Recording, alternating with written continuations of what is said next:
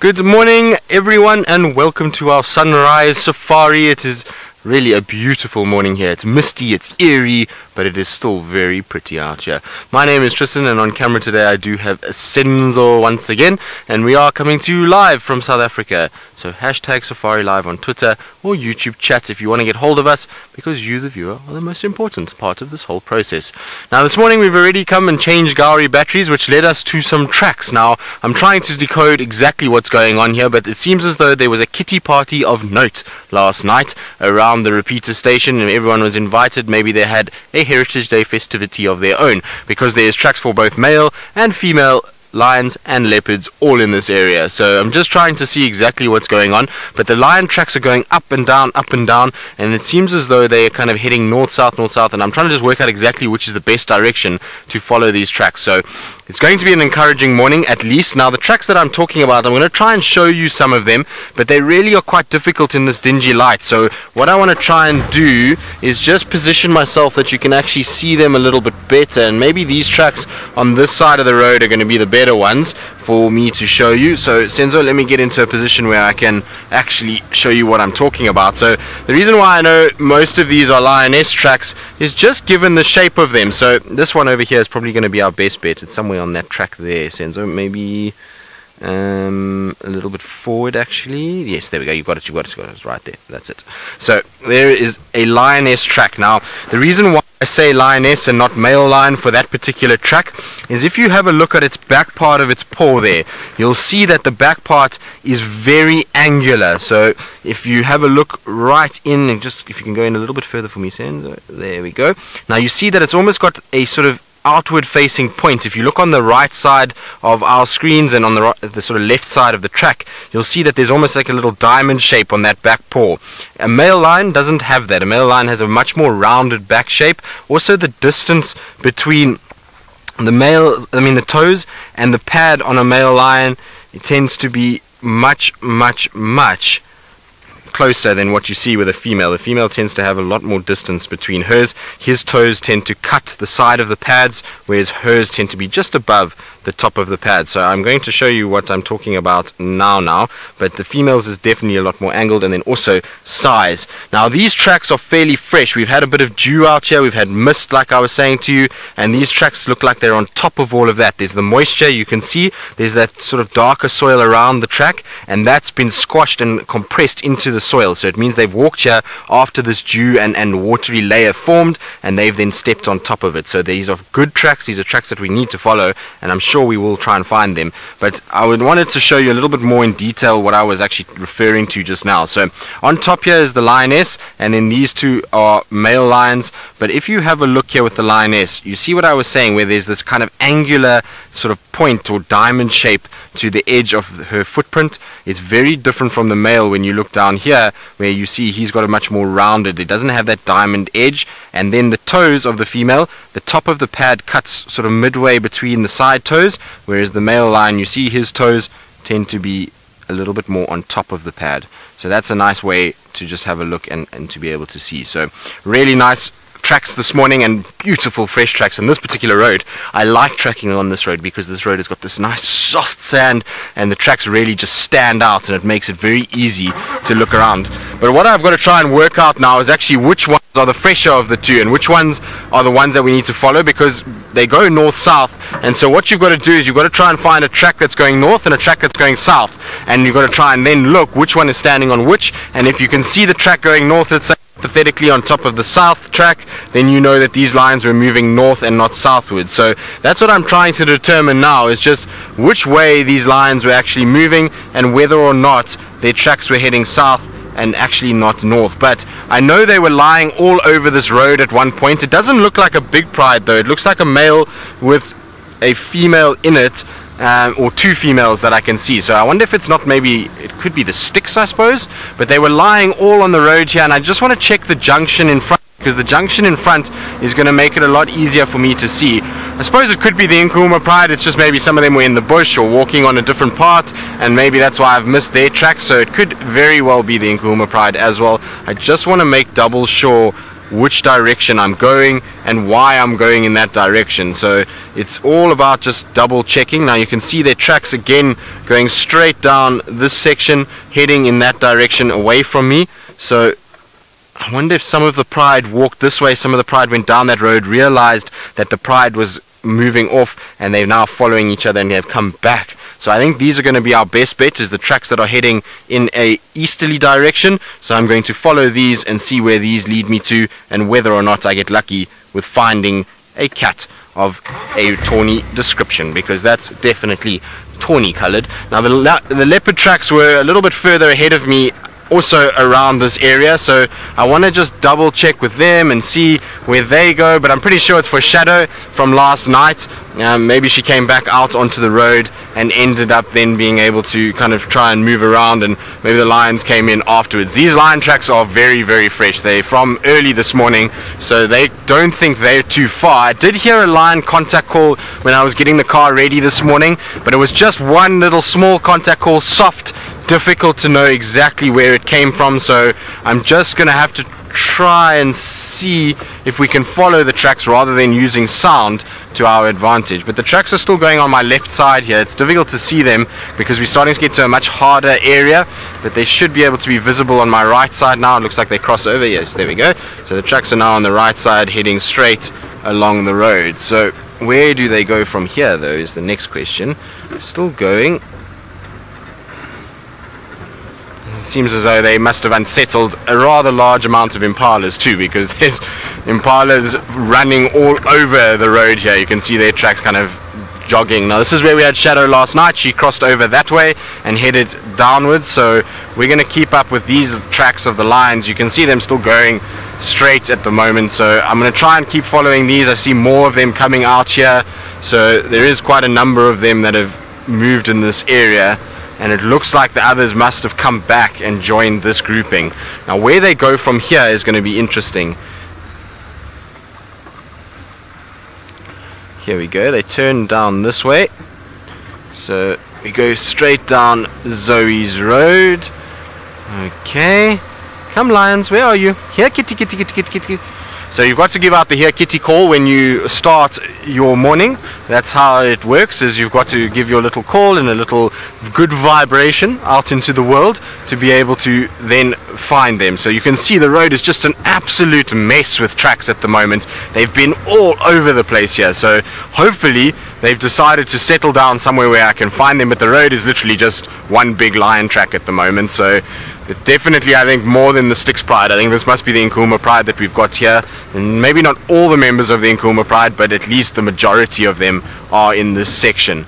It looks like still going south. I was hoping to find them on this clearing because it's misty and beautiful and would have just been the most incredible backdrop for us to view these cats. So I'll just stop so you can appreciate just what I'm looking at the moment. But just to my left hand side is this kind of golden grass, and then you can see the clouds and the mist layer, and in the distance there's mist over through the trees. And can you imagine a big pride of lions with big maned males sitting in amongst this? How wonderful that would have been. So that's what the kind of view is and what I'm looking at the moment. It really is very beautiful, and there's a little bit of kind of moisture in the air. It smells fresh this morning. It really has a nice feel to it, and hopefully it's going to be a busy, good morning as we kind of negotiate. But very cool. You can see the mist down in the valley there. And this is exactly where we were with Shadow. This is where we followed her around the whole afternoon yesterday. So she must have hopefully made a quick escape out of here if lions were heard calling. Now, I can see something just in the distance. I just want to double check. I can't see where the lion track go from here. I think they've cut more towards Rebecca's side, but I can just see something up front, but I think it's just grass. I want to just double check it. And you know, obviously lions have a very kind of tawny appearance, and so they can blend really well, but I thought I might have seen the mane for a male lion just sitting up, but I don't think so. I think it's just the way the grass is, and maybe just a fallen over bush. Yes, it's just a fallen over bush that's in front of me. Of course, these are the way things go. Sometimes you'll have a situation where you kind of think that you've seen something, but in actual fact all it is just your imagination, because, well, you get very excited about the prospect of finding said cats. And I just want to double check here.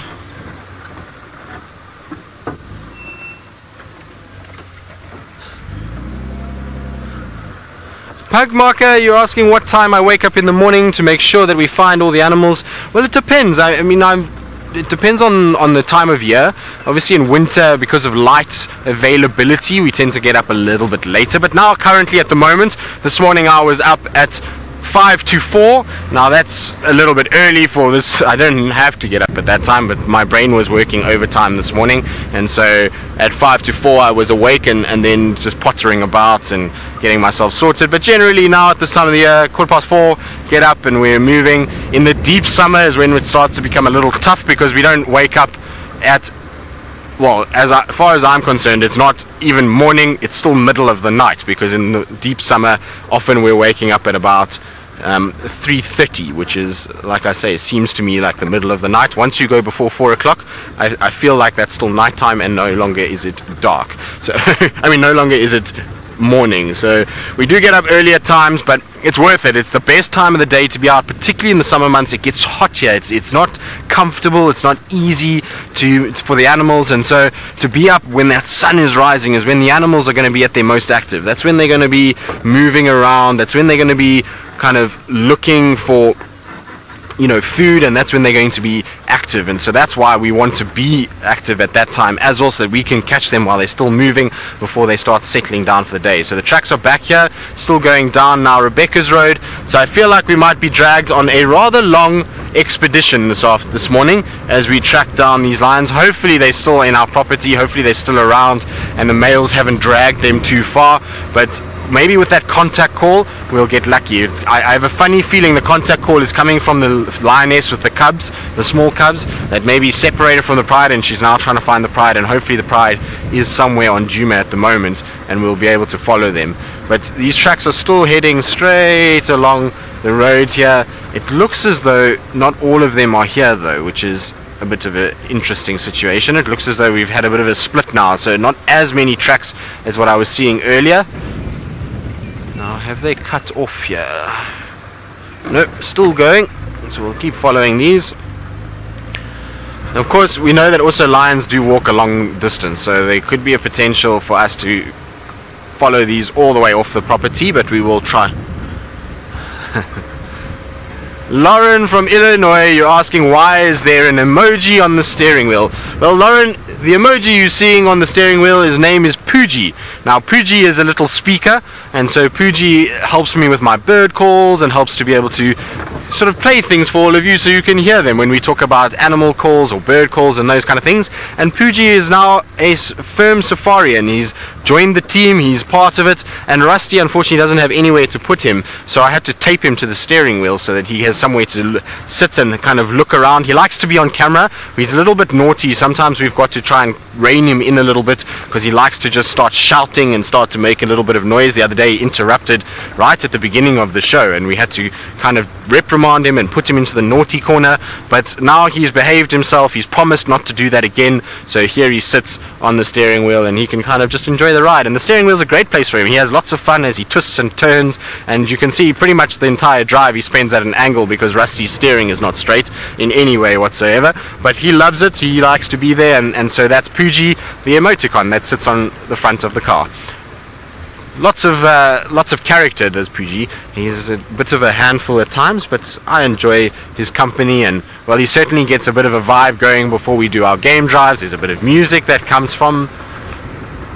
So yes, apparently Lou says we need to get him on the crew list and get him a t-shirt. A little Safari Live t-shirt would be a perfect thing. Now of course this is not the best place for him, and eventually the tape is going to fall off, and so is Pooji's going to go for a little dive down towards, you know, the depths of Rusty's footwell. But well, when that happens it's okay, we'll pick him up, dust him off and put him back. But a little Safari Live t-shirt, maybe that's what he needs. We'll try and find some sort of Safari Live t-shirt. Now the lions can't be too close, and the reason why I say they can't be too close is because of what I'm seeing just to my left hand side here. So if lions were anywhere right here, the animals that are sitting in the tree on my left would not be up and as quiet as they currently are. So there's some vervet monkeys sitting there and they are very still. There's no alarm calling, there's no shouting. If lions were here, these guys would be going crazy. They would be shouting, they'd be alarm calling, they would be making a lot of noise to indicate that they've seen a threat and seen a predator. So these lions must have passed through this area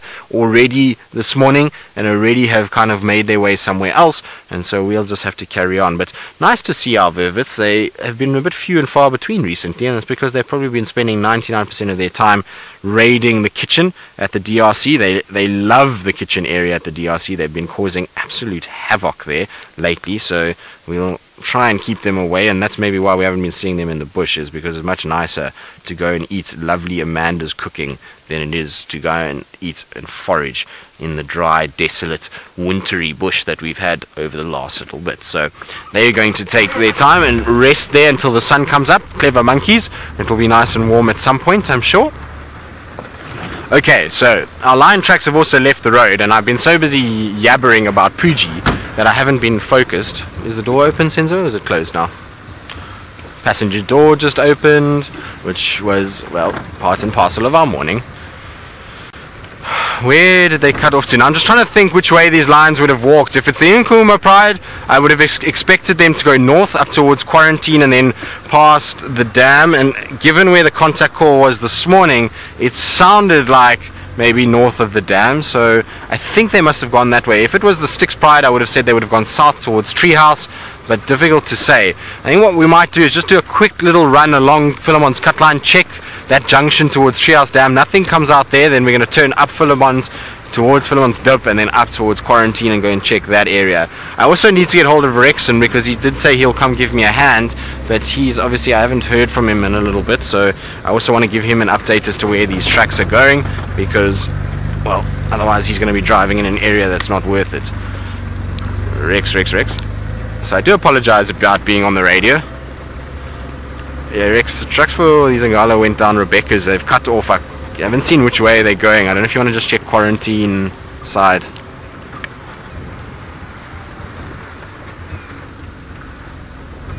The Mafazi Igwe is also there around Repeater, but there's so many Angala and Konzo you can't see them nicely. I think they were there before the lions were there.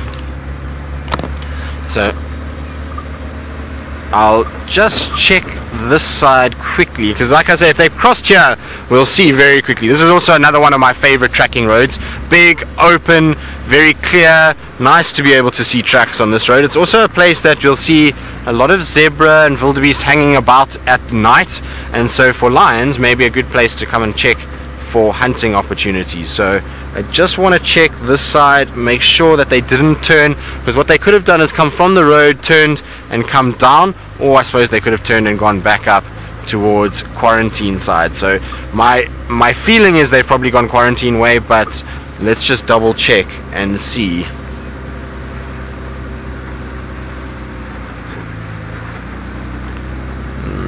No, they haven't come out here by the looks of things. The Treehouse Dam Road is coming up now, and if they did come out, they might have gone south towards Treehouse Dam. At the moment, though, I don't see any sign of them, and I really don't think they would have come this way if it is the Angama Pride. They do spend time at Treehouse Dam, but it's very seldom. It's not a frequent place that they hang out. They're much more inclined to head northwards towards Gari Dam than they are towards Treehouse. Let's just see here. Wait, there we go. What's that? I think they did cross here, actually.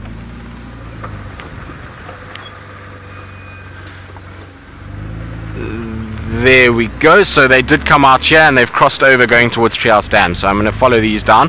Jared's buddy, you're asking why does everything look like it's been on fire? Well, probably because it's misty, so there's a bit of mist that is around and is on the sort of surface, and it looks as though there's a bit of smog. Other than that, also the trees are darker because of the moisture, as the moisture is soaking into these trees, so it's making them appear a little bit darker and a little bit more sort of burnt, if you want to call it that. And because we're at the end of the dry season, none of them have got leaves, so it looks like everything has been on fire. But if you actually look on the ground, you'll see that there's grass, and if there had been a fire here, there would be unfortunately no grass in this area whatsoever. We'd have a situation where the grass would be completely gone and it would be black under the trees. It's just that the trees have absorbed a bit of moisture, and so we've got that situation where it looks and feels like it's been fiery, but it actually is more a case that there's moisture in the air. Now I've lost these tracks again. They were there I wonder if they didn't cut down towards Shabamu side.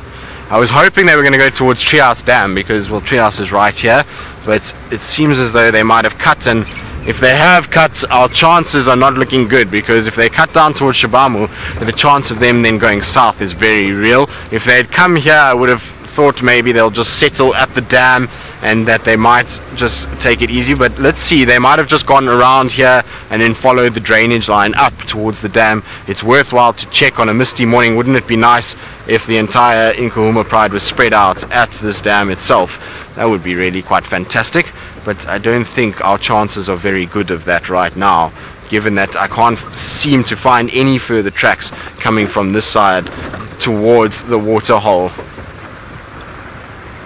Now I'm going to I'm busy with looking for these lions. There's no sign of them at Treehouse Dam, so I'm going to just double check where the tracks went, what they've done. Maybe they're still behind me somewhere, and so while I do that, I believe Tayla McCurdy is out. She wants to say good morning, and she's already found herself some rather large friends that are quite grey in colour.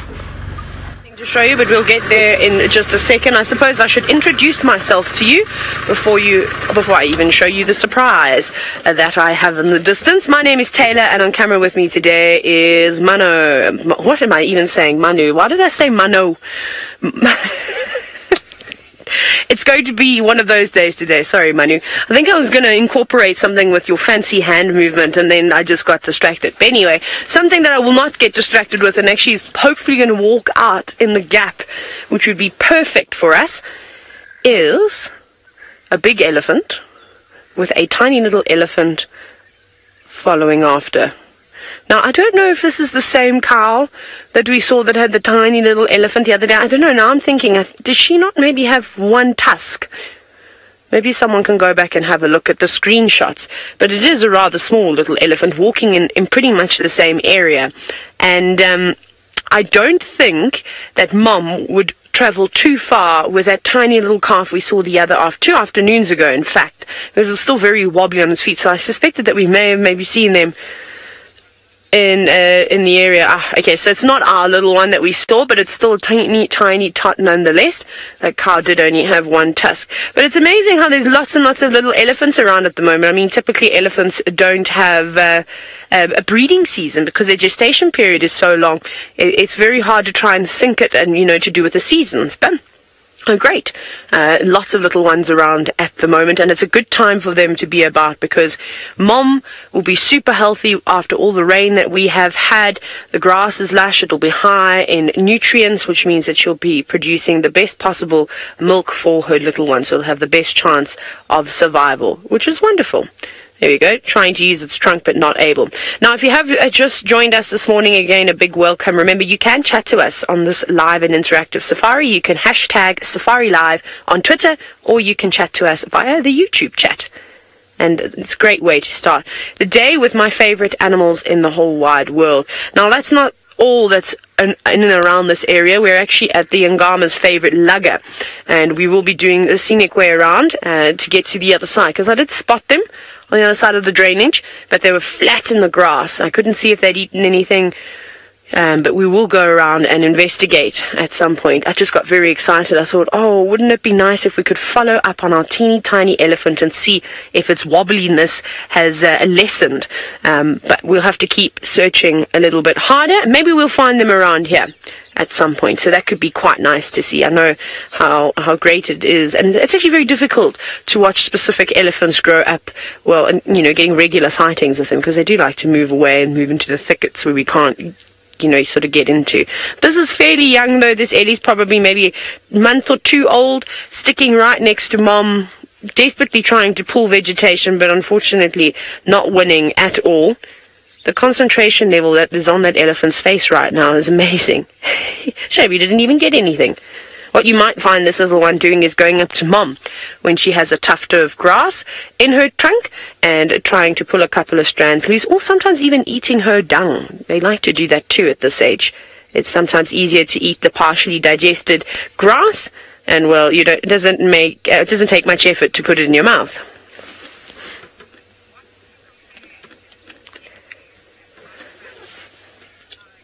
Now, I didn't do it. Here's a quick question that I'm not going to be able to answer ever until I feel an elephant's skin, and that is, what would you compare elephant's skin to? Like sandpaper? I can't answer that, unfortunately, because I've never touched an elephant before, so I haven't got a clue as to what it feels like. But maybe Jamie has an idea, so we can always pass that question on to her. Like I said, I haven't even touched any of the big cats. I don't know how soft their fur is. I don't know what any of those things feel like. But I would like to have a look at an elephant one day.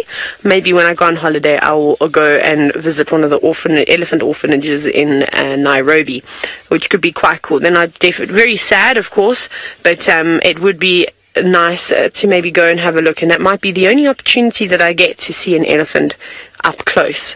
And at least I know that they're doing their best and reintroducing them back into the wild, which is fantastic. But there they are, quite far away from the escarpment. I don't think these Ellies were up the escarpment last night. I think they were just hanging around in the forests and that are just behind the car.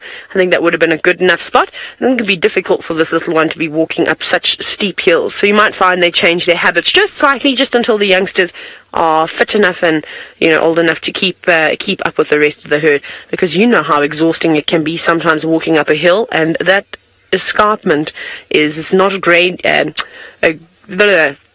to say two words at once, and not a gentle slope either. It's quite steep. I think I would take maybe 10 steps up it and then pass out and roll back down. That's probably what would happen. And there they go. But let's make our way around to the other side, to the lions, and see what they're up to.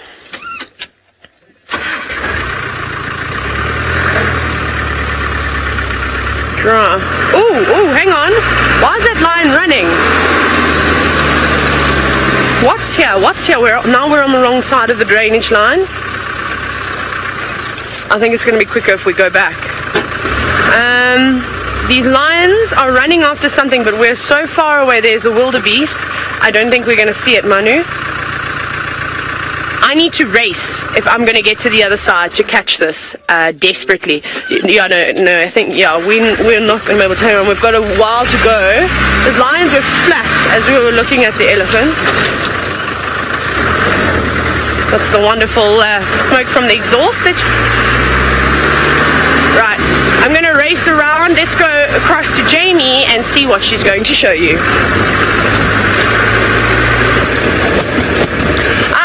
Not going to show you much. Well, I mean, I could show you a tree, I suppose. But a very good morning to all of you, and welcome to the Sunrise Safari. My name is Jamie. This morning Fergus is on camera, and I better look where I'm driving, or we'll drive over a bridge and into a ditch. It's already been a really truly stunning morning. I stopped at the top of the hill, the top of the escarpment, which I think is always important to do, to stop and remind yourself, because we're always so busy and we're always rushing around, we're always covering big distances. Stop and remind ourselves just how lucky we are to be able to experience views like this. Even this view. I mean, I'll stop now so we can have a look at the balloons. And I know I'm heading in that direction. It's all just so very, very pretty. Everything's green. The balloons are up and about. Isn't that lovely? It must be a really beautiful morning to be up in the sky. Absolutely stunning. I hear that Tayla's been chatting about touching an elephant. And I've got a story about an elephant darting that I once participated in. It was a bull elephant that broke out of the Kruger National Park. Well, technically out of Baluli, which is part of the greater Kruger. And he broke into the reserve I was working on, and he just was not welcomed in any way, shape or form. The other male elephants, for some reason, just did not take to him, and they beat him up on a relatively regular basis, and to the point that he was getting very badly injured. So we set out one morning to find him. Eventually we managed to find him, and they had a helicopter up in the air, went to dart him, and I had a faulty starter in the vehicle. And the first dart didn't take, and we were far away from him. The first dart didn't take, and he panicked, and he happened to be with the rest of the herd, and they panicked too. And I couldn't get the hard to start, and I had very sweet kids on the back of my vehicle, but they decided that at that exact moment they were going to be really badly behaved and jump up and down, despite instructions, jump up and down the back of my vehicle going, "There's the elephant!" I'm going, "I know! Sit down! Sit down!" Anyway, the long and the short of it is he turned at the last minute because we could not get that vehicle started, and the second dart finally took effect, and he went to sleep. And then we loaded him onto the back of a truck to transport him back to where he needed to be. And during that, of course, we had the opportunity to go and feel his skin, touch his trunk, his feet, while the vets were working to disinfect the injuries that he had. It's the most amazing feeling. That skin is so rough. It is unbelievably rough, and then you touch their tusks, and it's the softest, almost velvety type substance. And they're hairy. They're a lot hairier than you expect them to be. Bristly hairs all over their body, and their hairs are almost like wire. They're so thick. Anyway, the long and the short of that was we got him onto a truck, and the way that you transport an Ellie in those sort of situations, and obviously it was in his best interest because otherwise he was going to be killed, so we had to get him out. But the trucks that transport them are specially designed with a crane that has supports on either side, and then the crane is attached to bracelets around the elephant's ankles, and they lift them up upside down. And it's such a bizarre, slightly surreal image to see an elephant of 5 tons or so hanging upside down and then placed on the truck very, very gently, and everybody checks to make sure he's not sitting on his trunk, which obviously would be very dangerous, or if his ear's not folded up underneath him. So it's a really delicate operation. Finally, we got him all settled, and we sent him off to the reserve, but the truck got a flat tire right outside our camp, and we spent hours racing backwards and forwards trying to keep him cold because it was hot, splashing water on him, buckets and buckets of water. I was so exhausted. Anyway, happy ending. He wound up safe and happy somewhere else where he wasn't going to break into our reserve. Now, that's the tale of one of the times I touched an elephant. Let's go and find out whether Tristan ever has.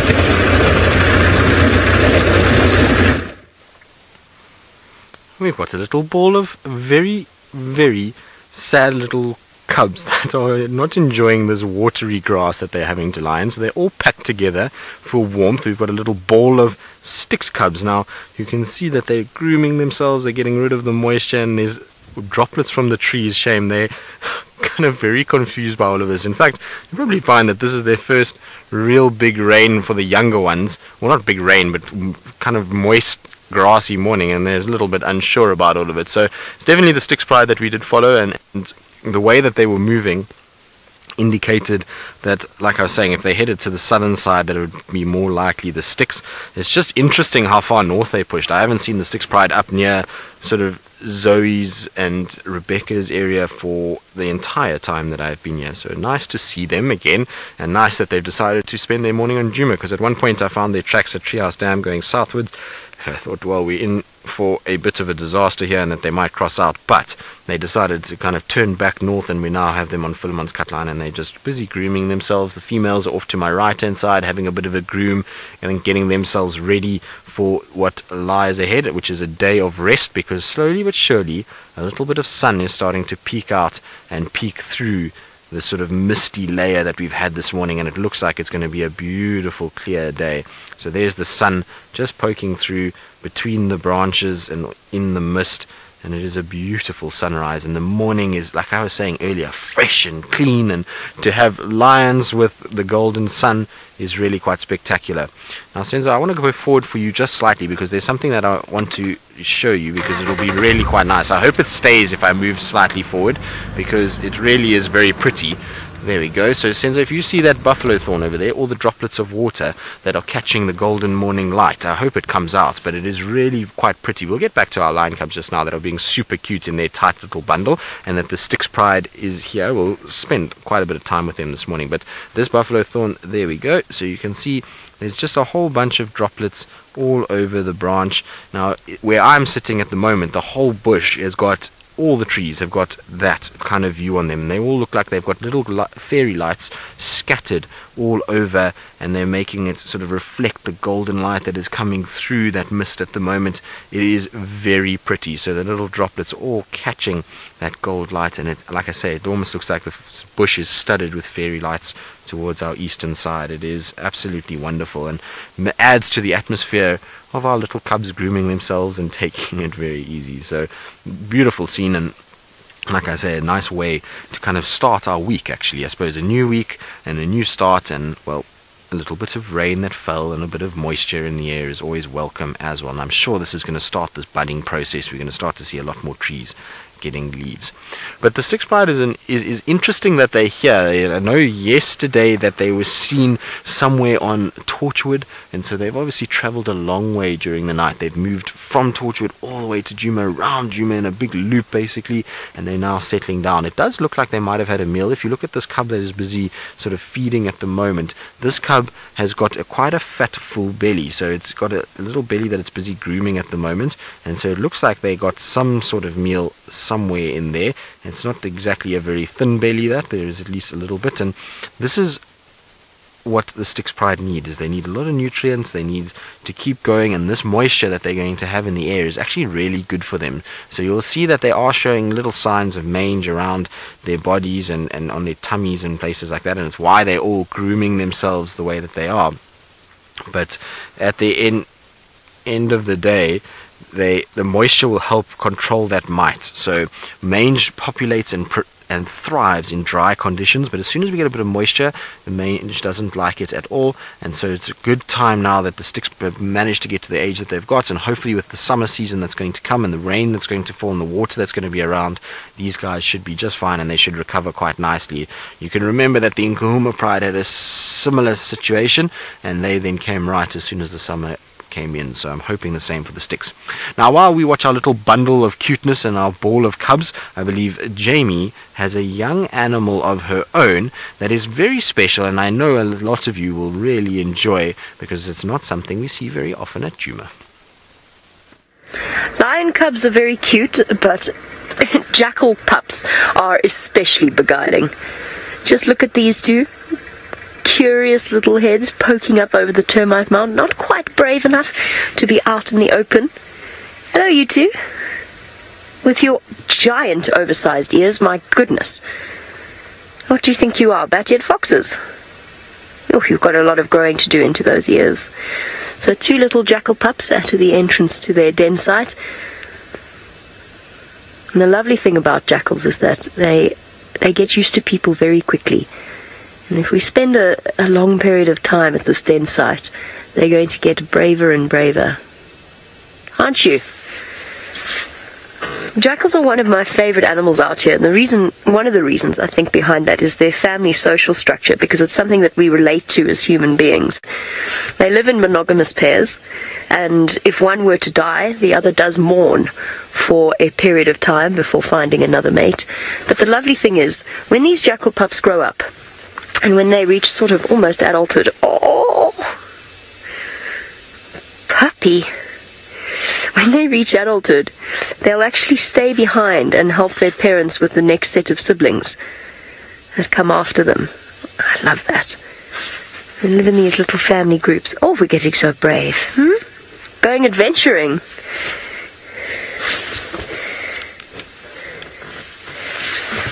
One on the right's definitely bolder than the one on the left. Yes, good morning. Fascinating little creatures. Essentially, I mean, with certain differences, obviously, because of the difference in the habitat, but essentially they're our equivalent of a fox. Small canid, almost omnivorous, actually, in terms of their diet. Black-backed jackals less so than side stripes, but they do eat fruit, they eat berries, nuts. They also, of course, will eat meat as well. Scavenge. And there's something plucky about them, especially when they sneak up to lions and steal a piece of their kill. Good morning to Proud Cat Mother once again. It's always lovely to hear viewers coming back on a regular basis. Proud Cat Mama, I would guess and say that these little guys are, I'm actually not 100% sure, 3 months old? Would be the guess I would hazard. I've seen jackal pups when they first emerge from their den at around about 4 weeks old, and they are tiny little fluff balls. And these guys are just starting to get their adult coloration, so 3-4 months. But I'm not 100% sure on that. I also haven't had they're quite far away from me, so I haven't seen them standing up and next to the adults for a nice comparison. They're definitely showing signs of, being properly alert and aware of their surroundings. Oh, come on. You can see the natural curiosity. The mom and dad have gone trotting off in search of breakfast. Oh, where are you going? On an adventure.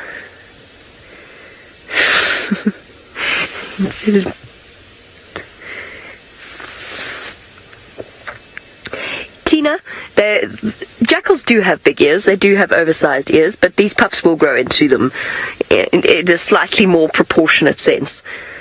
Bye, little one. You're going to go hiding. Oh no, you got to... There you are. So they will grow into them a little bit, just in the same way Tumba will grow into his ears as well, or has grown into his ears. Here comes number 2. You can really see a difference in terms of one that is bolder and the other one that follows along. They will grow into their ears, and their tails will get longer and fluffier. Paula, jackals steal from lion kills all the time. Shall we see if we can move forward without... I don't want to frighten them, so let's just let the engine run. Dashing about behind those bushes. They steal from lion kills pretty much all the time. They're very, very quick. They're very agile. And that makes them ideal little scavengers. And often they'll sort of lurk around the edges, wait until the lion goes to sleep, and then sneak in and grab a little scrap. I think they might have gone into a hole there. Let's just sit quietly for a second. There we go. I can see you.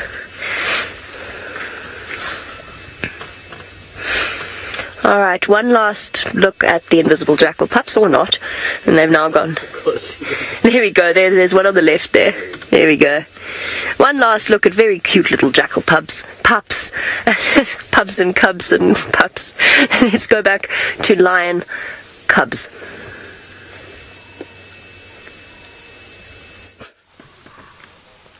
Well, they are being as cute could be. Look at how they are just grooming themselves in a big ball. It is really such a sweet sighting to see these guys like this. They are, I know they're not the prettiest of cubs, and I know the mange has been a little bit tough on the Styx Pride, but when you see a ball of cubs like that, and everybody's kind of lying on top of the other ones, and they're all grooming each other, and it's just such a very cute sighting. And these little guys are being highly entertaining. Moms are completely passed out. They're having a bit of a grooming session actually as well, and so hopefully they're going to move in this direction with the little cubs, and we'll have them all together. But for now, these cubs are just looking far too cute to leave them, and the color and the light and everything this morning is just absolutely beautiful. Even the grass is a vivid color. Donna, you say it's great to see that the Styx cubs are doing so well. I agree that the Styx cubs are, they've had such a tough time as a pride, but given that the mange they do have a little bit, they actually are old enough now that I think they're going to overcome it. I don't think they're going to have too much of an issue, and the Styx have done really well to raise these up. The problem with the Styx Pride is they always tend to produce males. So if you look on the cub on the right, which is one of the older cubs, you can see the mane is starting already around the collar area there, so it's another male that they've got, which is not going to continue the bloodline really. So I don't know of the younger ones how many boys there are. I know that there's at least one. I'm not sure how many others there are, but they really do kind of struggle with producing females. For some reason, most of the cubs that the Styx Pride produces are boys, and that's why also what's been a difficult part for the Styx Pride and why they've struggled a little bit with raising of cubs, bettering the pride and growing the pride, is that they tend to have a lot of boys rather than the Nkumas that tend to seem to be heavily weighted as females. But it's still nice to see them, and like I say, they do show signs of mange. They do look a little bit on the rough side, but with the weather that's going to change and the summer that's going to come, hopefully it will just help them get over it, and their immune systems will be able to compromise and to, well, not compromise, to be able to overcome, should I say, this situation, and that they'll start to look a lot better. The moms do already. The moms are starting to look a lot more healthy and a lot cleaner, and so I'm pretty sure that we'll have the same thing with these little Styx cubs eventually. I'm pretty sure they're going to have a situation where they'll start to groom themselves out, start to get rid of those mites, and they're going to look just fine in a few months. So Mr. P in Canada, you're asking why do they all have mange? Well, it's all the Birmingham boys' fault, I'm afraid. So all cats do carry mange naturally, small populations of it. Generally it's kept under control by grooming and keeping themselves in healthy condition. Unfortunately, one of the Birmingham boys picked it up quite badly and got it very badly, and he then mated with the Nkahuma Pride and the Styx Pride, which led to a situation where they picked it up. They then had cubs, and those cubs, because they were much younger and their immune systems are not quite as developed, the mite then overpopulates very quickly on cubs. Also, if you look at this as a prime example, the cubs spend all their time packed together, and so the mite is just jumping from one to another, and they basically cross-pollinating each other, if you want to call it that, and giving each other a lot of the parasite, and the parasite just absolutely thrives in conditions like this where they're able to touch one another and kind of move around. And then coupled with the drought that we had last year, the droughts last year would have meant that the mite really populated. There was very little moisture around. The lions, even though they were feeding quite well, were not getting the greatest amount of nutrition, and so their immune systems were compromised. They weren't fighting back very well, and the mite just overpopulated completely on both the females and the cubs. And we know that the Styx Pride lost all their cubs due to it, and they then carried it a little bit through the summer. The summer wasn't particularly wet. They then had these ones, and so that's been passed on to them, and now we've had another dry spell, and so the mite has come quite bad again, and it's then sort of repopulated, and why they're still grooming and scratching and have these calluses and scabs that they've got at the moment.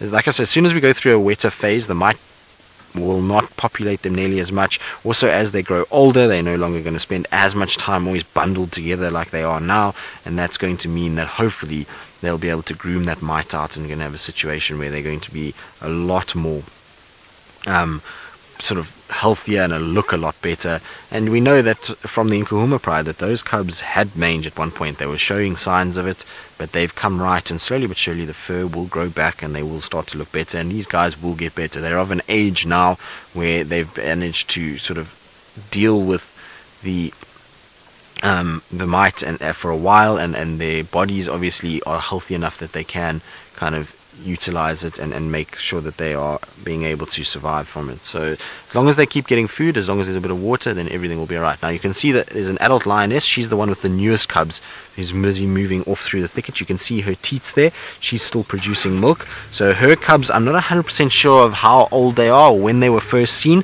but they are new. They are pretty much, as far as I understand, similar age to the Nkahuma Pride cubs, so still very small, and they're not with us as far as I can see. I don't see any sign of those tiny cubs, so she might drag this pride now south to where those cubs would be. As far as I understand it, the cubs are somewhere on little gowrie or vessels, so that is south of Djuma, and I'm not sure exactly where, but they are somewhere there. So she might drag the rest of the pride south now and towards her new little cubs. Hopefully that's not going to be the case. Hopefully she's going to settle down and we'll have a situation. There we go. That's good. Hopefully have a situation where we're going to see all of the pride spending the day here on Djuma, and we can get a lot of Styx time, because it's not a pride we get to see nearly as regularly as any of the others, and they really used to be a permanent fixture around this area. I remember often when I was at Chitwa, the Styx Pride being on Djuma and spending a lot of time around Twin Dams, Baboon Pan and those areas, and that's changed a little bit now. Now we've got a situation where they're very seldom here, and so it's nice to see them, nice to get to spend time with them, and nice to kind of just see how they're developing and monitor their progress.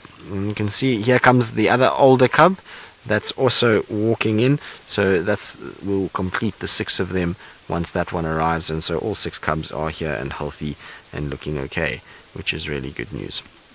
Right, well, Styx Pride is still busy grooming. They're still busy doing their thing. So we're going to sit with them. We'll spend, like I say, quite a large majority of our morning with them and see how they go. And while we do that, let's go back to Jamie, and I wonder where she's gone from her jackal den. Pretty much filled with cuteness for the start of the sunrise safari. I couldn't tear myself away from the jackal pups. I just had to sit for just that little bit longer. And I'm really glad that I did, because we've been watching this little chap, and I think it's a male. I don't know why I say that. There's something in its behavior that's slightly bolder than the female.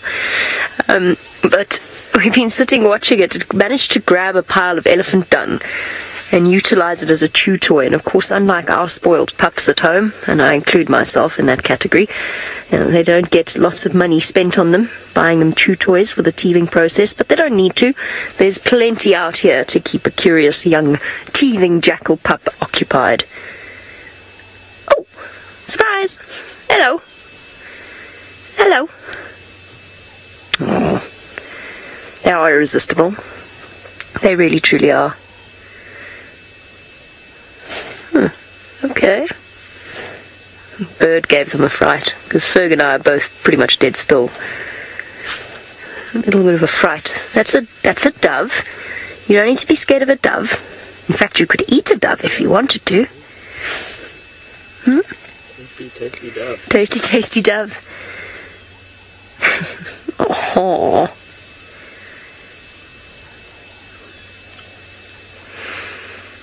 It's ridiculous. None of us can resist cooing over stuff like this.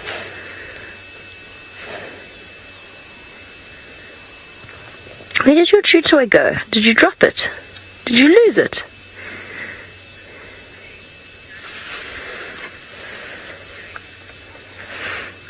While we watch them sort out something that's there, I think the chew toy is over there. James, you were wondering what sort of age the youngsters will start to head out with the adults. If I remember correctly, they start heading out on initial forages at around about 6 months old or so. They'll start heading out with the adults, maybe a little bit older. But of course, like most small animals, they tend to, it's not like a lion. The small mammals like this, they tend to reach adulthood a lot faster. A lion will take 2.5 to 3 years to reach sexual maturity, possibly even longer. Whereas the little pups, in this case, will be sexually mature, if I remember correctly, around about 11 months old, 12 months old. So it's something that happens in a much faster way. I suspect that these little guys are about 3 months old. I'd say in the next 3 months they'll be able to hunt for themselves, and they will be foraging with the adults. You can see already the change in them. They've got bolder and bolder as we've spent time at this jackal den. What are you chewing? Does that elephant dung taste really nice, huh? Maybe a nice dung beetle in there. Something to keep hungry tummies occupied while the parents are away.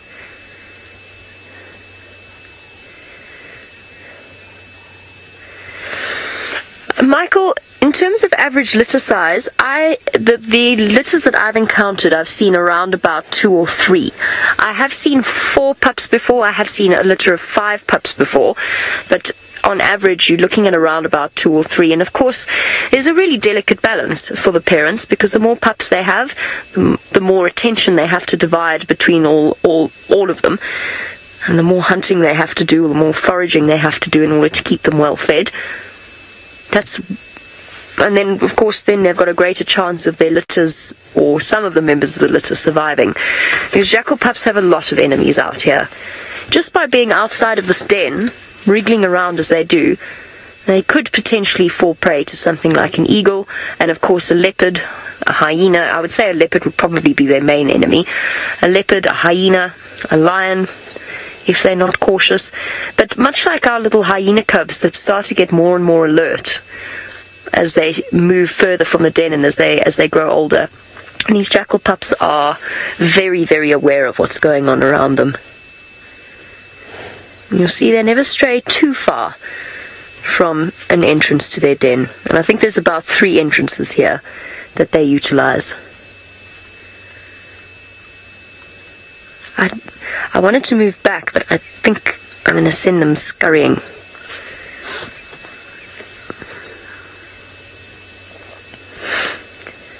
can't wait to be able to show you a really tiny jackal pup. Not that these aren't adorable.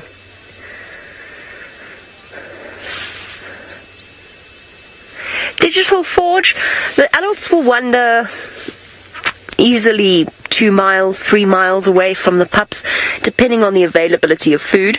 So this den site is between the territories of the Angamas and the Sausage Tree Pride. Oh, and the 3 females from the marsh breakaways as well. So they sort of, if you think of them in terms of their scavenging ability, there's plenty of lions around to provide them with a meal. There is another jackal pair just to the north of me, and they are territorial. So you're looking at, I would say, a radius of around about 2 miles that they'll go trotting off. They've got that very energetic, tireless trot that allows them to cover ground very rapidly. So these pups will probably be alone for the rest of the day, and the parents will probably only come back this evening. And then head out once again to go foraging. And these 2 are left to occupy themselves. Look how full they look, though. They've definitely eaten something.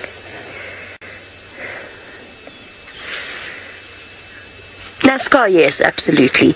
They are more than capable of killing small things on their own. You'll find that their hunting attempts will start with insects. That natural chase and catch. Those of you with puppies will be familiar, or kittens actually. Hey, look at that.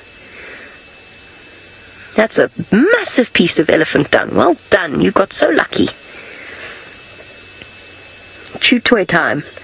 So they'll be able to catch small insects. You'll find that at this age they're big enough to kill a rodent, but perhaps not skilled enough because rodents are quick. Eggs would be another thing. If they happened upon the eggs of a ground nesting bird, something like a lapwing or one of the sort of the nocturnal birds that we see out here, then there's a good chance that they would grab that. There are recorded cases of adult jackal actually banding together and hunting baby impala, which is something I've never seen.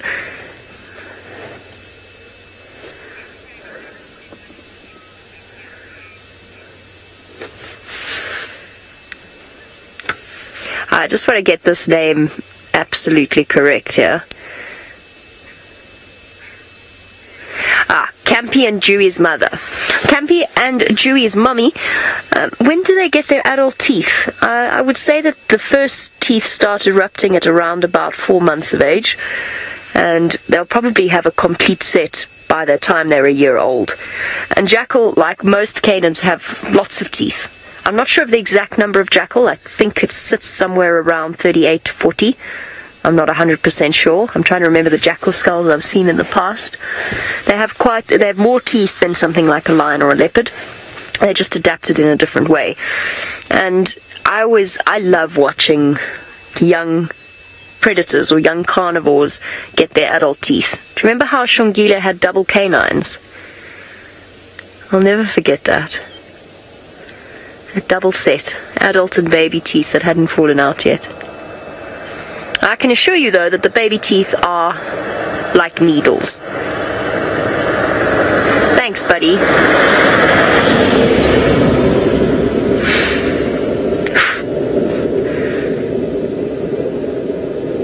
Face full of dust. Okay, I'm going to have to tear myself away from these pups eventually, so while Ferg and myself move off towards the river, let's go back to the lovely Angama Pride.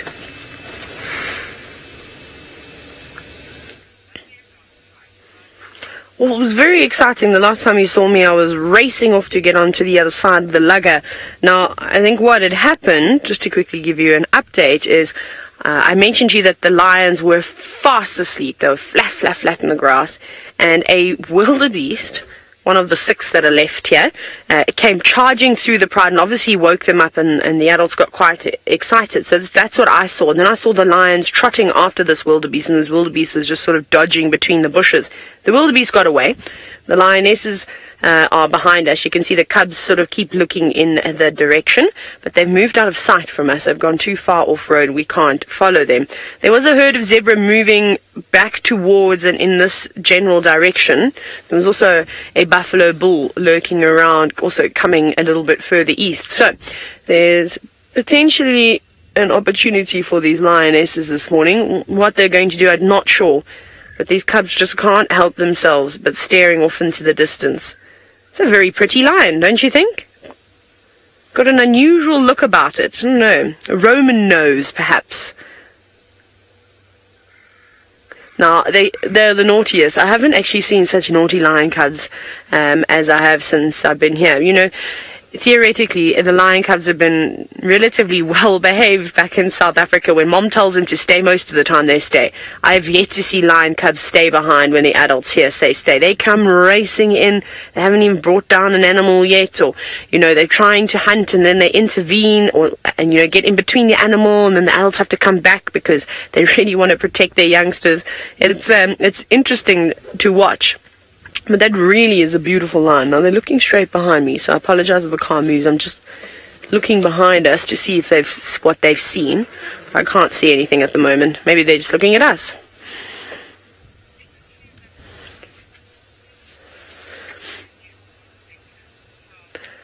Now, Proud Cat Mama, you're wondering if it's true that the male lions are the laziest of the big cats. No, I kind of disagree to them. I mean, the male lion has got a completely different role to that of a lioness. A lioness has to look after her cubs. Lioness hunts. A male lion hunts, but he also patrols territories constantly. So male lions, unless there's a kill, they're really not in the same spot for a long time, and particularly in an area like this where there are so many different prides of females within a close proximity. And for instance, the Chitwa boys or the Triangle boys, I'm trying to figure out exactly how many females that they will tend to, but we've got the Olololo females, we've got the Angama females, we've got the Sausage Tree Pride not too far away.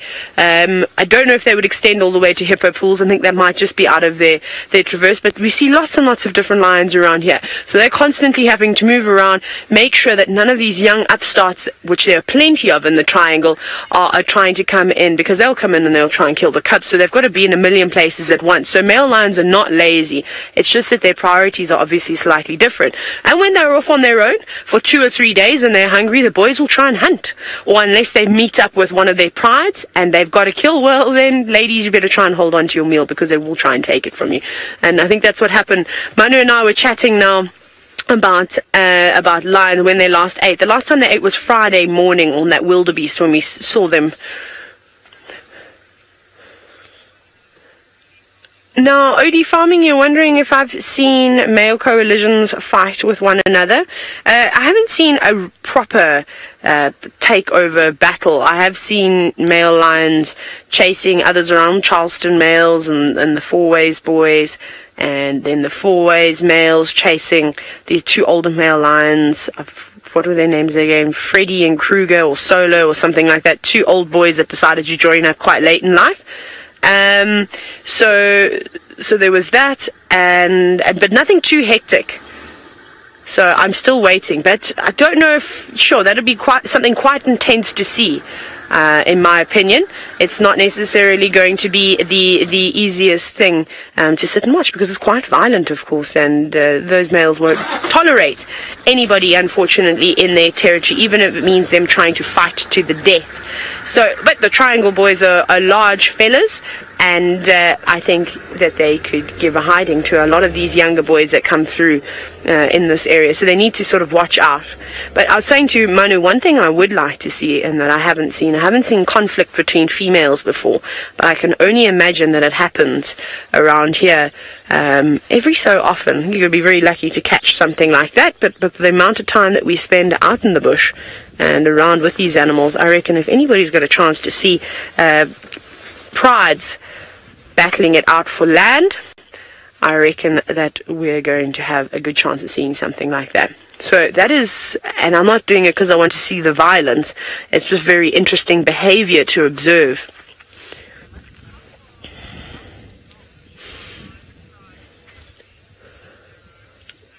Now, Ashlyn, you're wondering how large are the territories of the prides and that they'll roam? Well, here the setup is slightly different, so compared to that of South Africa. So because there are so many lionesses around and prides around, they get to a certain size and then they all seem to, break away and form, breakaway prides. So I would say, I'm not going to give you, I'm trying to think if I could do it in kilometers squared.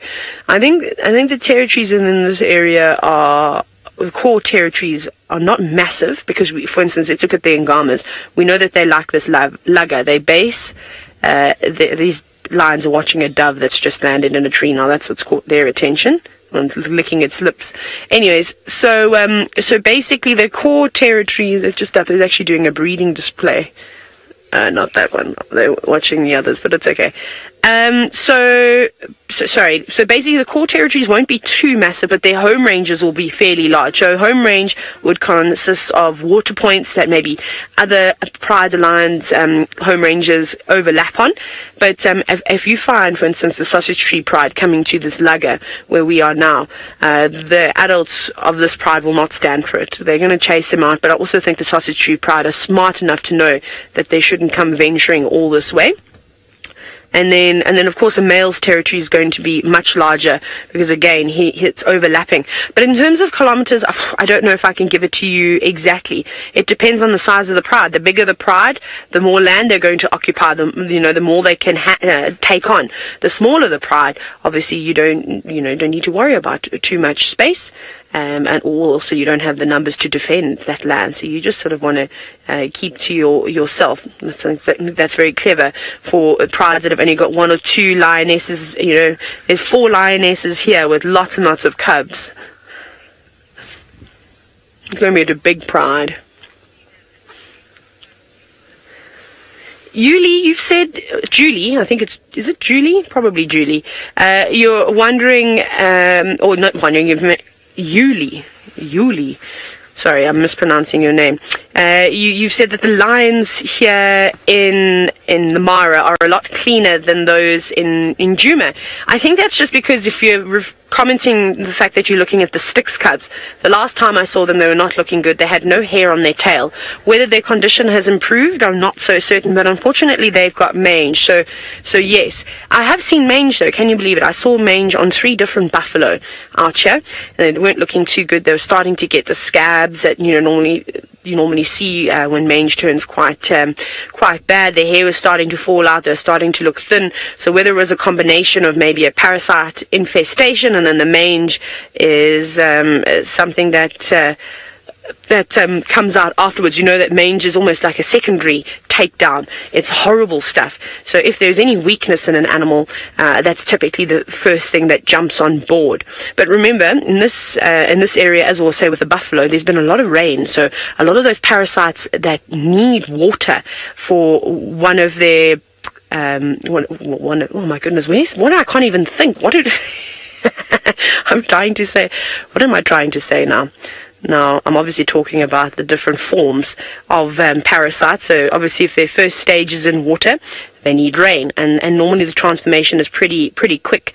So we might actually see a lot of animals with parasite problems here, and then of course the mange sets on. But the lions are great. They're healthy. There's plenty of food around for them, but we know now that it's going to get a little bit on the tough side, and the adults are going to have to work harder and harder. And I just hope that these young cubs realize that food is not plentiful. It's not a buffet anymore. It's almost as if there was a natural disaster somewhere and the shops are starting to run out of food. You know what it's all like. For those of you who have just experienced hurricanes and things like that, it is an absolute mad rush to get to the shops and get as much groceries as you can.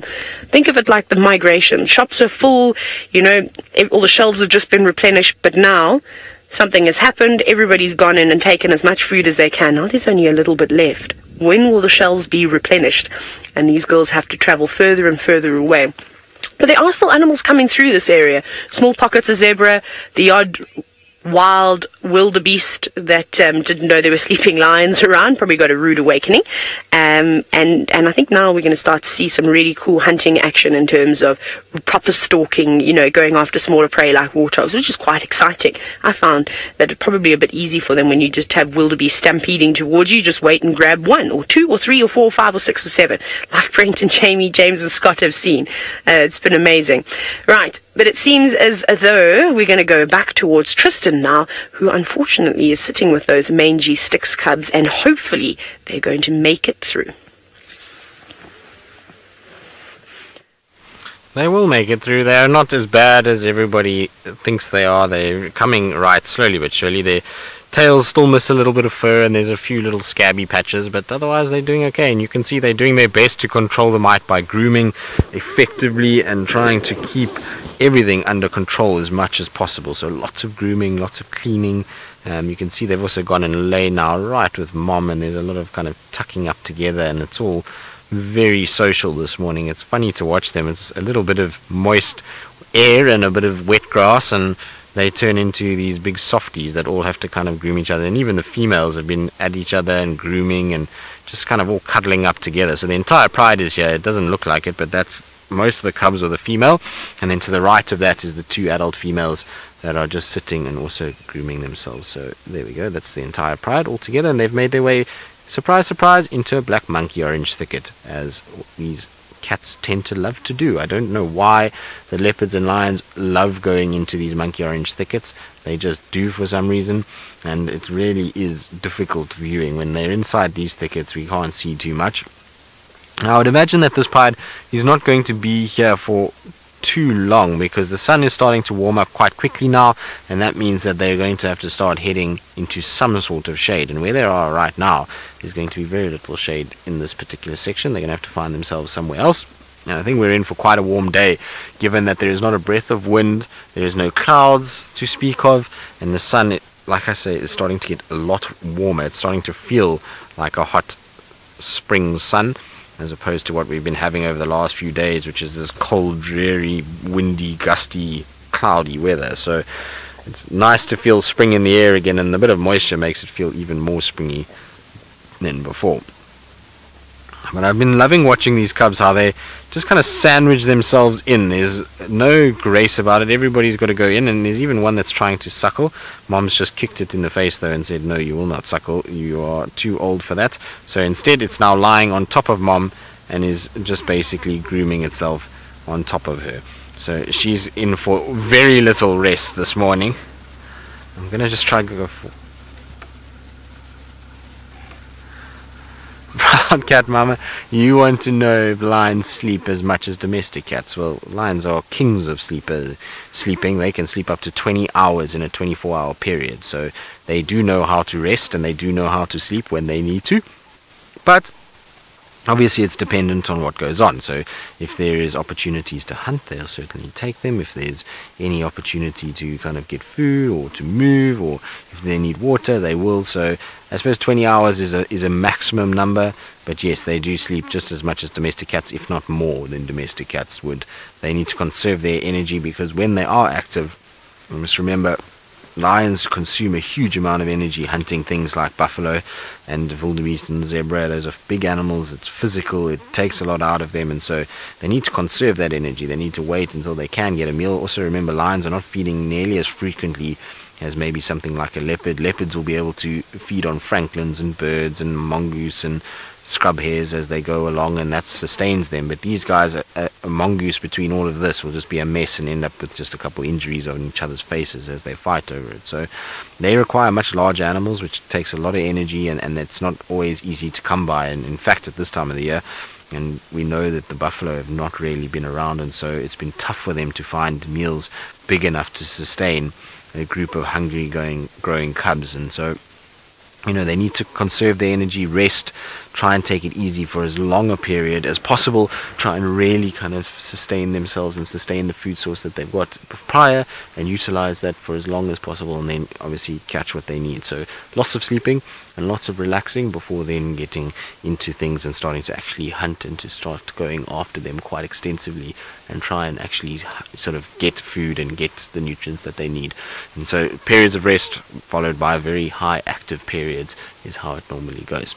But it's amazing to see just how much they've groomed themselves today. It's been a situation where they've been non-stop since I've been here. There's been licking and grooming, and that's part of the reason why their coats look as bad as they do, is because it's excessive grooming that they're doing. It's excessive scratching, which causes the scabbing to form, and so that's why they look a bit patchy. Just remember that their tongues are rough, they have those little hooks on them, and their claws are sharp, and so when they scratch and lick and do what they're doing now for such long periods of time, that's why they end up with little patches that have got no fur and basically have scabbed from rawness from being licked too much and groomed too much. So it's tough for them, but at the end of the day they will come right. If you look at the lionesses, most of them are looking okay. There's the older female still showing some signs of it, which is the female where they are currently and where they're grooming. She still shows some sign of mange, that one on the left hand side, and she's the oldest of the lot, so eventually it'll come right. But I'm loving this cub that's busy grooming on top of her. I'll just go forward so that Senzo can see her slightly better. There we go, Senzo. Is that better for you? A little bit more. There we go. So you'll see that this one has decided that's mom's head that it's busy grooming on top of. It's decided that is exactly where I want to clean myself. She didn't want to let me suckle, so now I'm going to groom on top of you and make sure that you all get thoroughly upset with me. Eventually we're going to find that lioness is going to lift her head, probably growl a little bit, and that will be the end of this game. But for now, there we go. For now though, it's all about just loving mom. Jana, you're asking if the predator eats a prey animal with mange, could the predator get it? Yes, that's most certainly possible.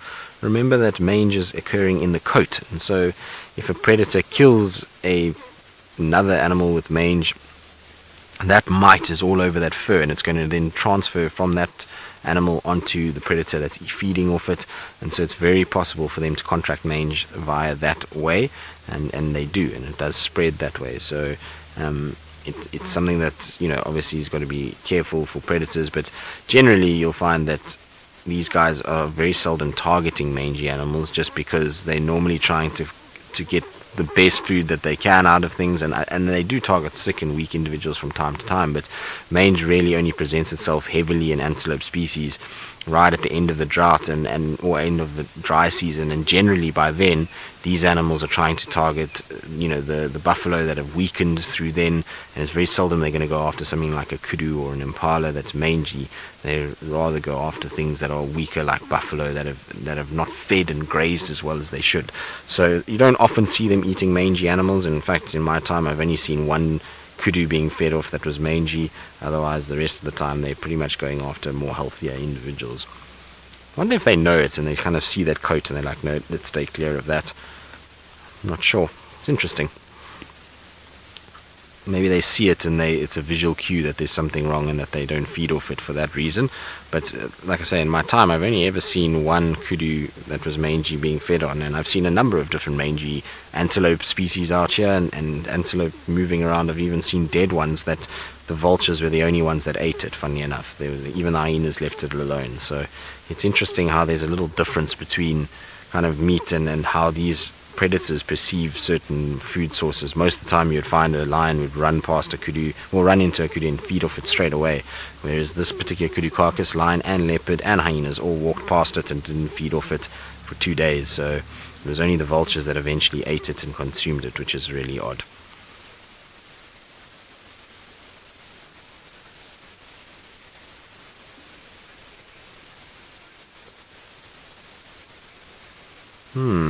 Abigail from Canada. What are the only things lions will not eat?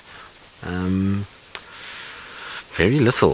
If it's made of meat, they eat it. I've seen them kill hyenas and not eat them. So generally they don't eat other predators too much. I mean, obviously there has been reported cases of male lions eating other male lions, or cubs, and even females eating their own cubs and to redigest that nutrient. So they do sometimes eat themselves, but they not commonly.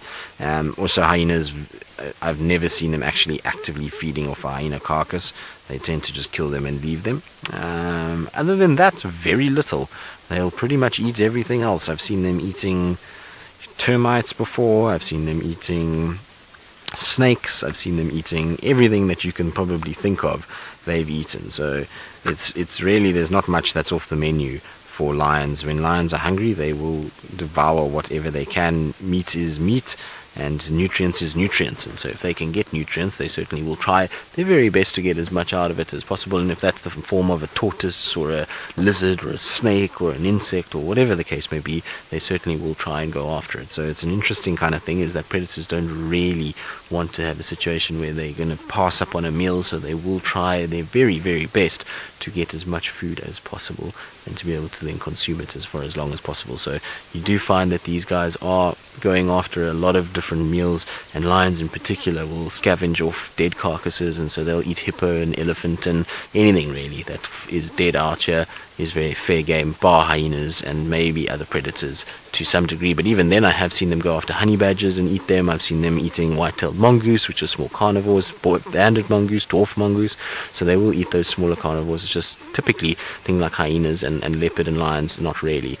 But they are pretty much predators, and they eat a lot of meat and food, and so, well, I suppose, like I say, if it's edible, they'll go off. Well, if it's meat that's fresh enough, they'll eat it. Even then, though, they still do eat quite rotten stuff as well. I've seen them eating a giraffe that was fallen in the sand river, and the giraffe was so rotten that the meat was actually almost liquid and green in coloration, yet they still fed off it.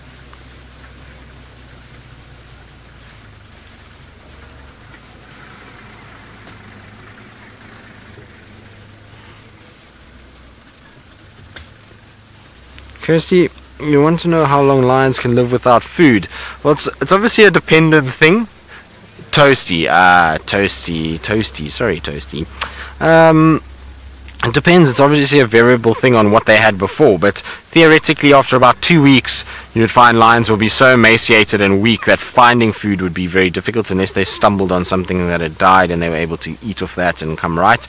But at about 2 weeks, lions are really starting to struggle. I've seen lions that haven't fed after 7 days and they're already looking very thin and struggling, but after 2 weeks they become so weak that catching food becomes the difficult thing. Remember that lions, as we were talking about earlier, they need to rest to be able to conserve energy to be able to hunt. They expend a lot of energy chasing animals and hunting, and so in a situation like this, it's when they get weak like that, they can't really chase anything, and so they have to basically scavenge at that point, and that makes them then vulnerable to things like hyenas and various other things. So at about 2 weeks it's become absolutely dire, and imminent death is pretty much around the corner unless they can find something to scavenge off. The crazy thing though is, even at that stage, you know, us as humans, if we got to the point where we were so emaciated that we were on the point of death, we would be in a tough situation. It would take months for us to come right and to get our muscles back to, whereas these guys, one meal and that can be the difference, and they can be back and up and running. So it's pretty amazing how their weight fluctuates. Now, from our mangy Styx cubs that are sitting and grooming and spending the morning in the nice sunshine, let's go back to Tayla McCurdy, who's got, well, the slightly prettier cubs of the day in the form of the Angama Pride. So we're still sitting with the Angama cubs. They're still sitting up on the termite mound, scanning around. One went off and dug in a shrub. I think it was curious about, I think there were some spur fowls that were in there, but came out empty-handed. Now they're watching the other cubs moving in the background. I don't think we'll be able to see them now. But I can't believe how these cubs don't listen. They just do what they want. Actually, I'm just going to look over my shoulder very quickly, because I lost sight of the adults, but I think I can see one now. Okay, cool. Just checking. Cool. So you can't see it because it's quite far behind me. Remember earlier I said to you that the lionesses had walked all the way off into the distance, and it was very difficult for us to see where they're going, but I'm reassured that they haven't gone off hunting. I can still just see one that's sitting up on a termite mound. There's another, well, I think that maybe another cub. So we had 6 sitting here on the termite mound, 4 of those the youngest within the Angama Pride, and then 2 older cubs. And so the rest are down there. Where are they going? I hope they're not going after that single buffalo that we saw moving around in that area, because that is going to be very silly of those little ones, because the adults are very far away and they won't be able to help them. And it seems as though they're constantly having altercations with this particular herd of buffalo that live around the base of the escarpment and this lugger.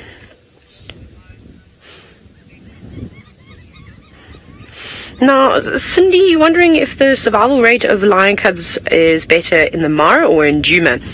Well, it's not a very a simple thing to answer, because look at what's happening in the Mara. We were just discussing mange, and Tristan, we've been discussing mange ever since I've been working at Wild Earth.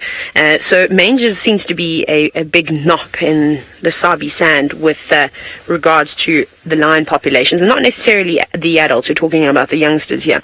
There does not seem to be a presence of mange within the prides of lions that we are having a look at, so they're safe from that. And we know that the entire Styx Pride,